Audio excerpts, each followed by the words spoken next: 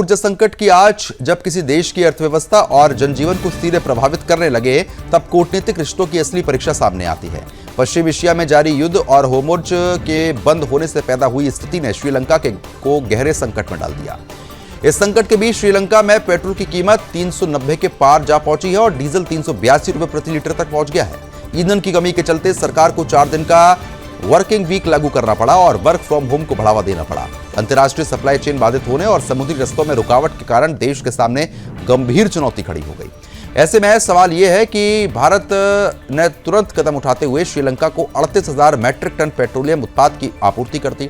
इसमें 20,000 matric ton diesel और 18,000 matric ton petrol शामिल है। यह आपूर्ति इंडियन ऑयल कॉर्पोरेशन के माध्यम से आपातकालीन मदद के तौर पर की गई।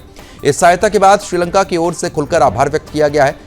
विपक्षी नेता ने कहा कि कठिन समय में ही वास्तविक रिश्तों की पहचान होती है और भारत ने संकट में साथ देकर इसे साबित किया। बताते चले, श्रीलंका ने हाल ही में चीन की कंपनी के साथ आपको बता दें कि तेल रिफाइनरी के लिए 3.7 अरब डॉलर का समझौता किया था, लेकिन मौजूदा संकट में चीन की ओर से अब तक कोई सहायता सामने नहीं आई।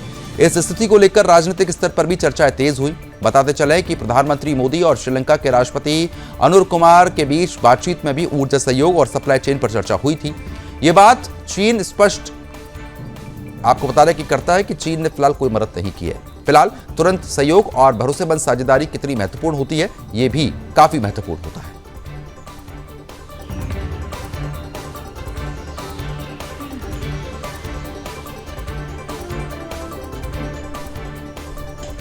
तो ईंधन संकट से श्रीलंका की अर्थव्यवस्था पर गहरा असर साफ तौर पर देखने को मिला है।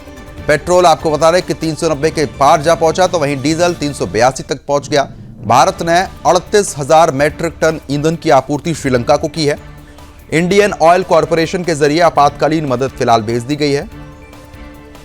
चीन की चुप्पी पर राजनीतिक हलकों में सवाल भी साफ तौर पर उठ रहे हैं।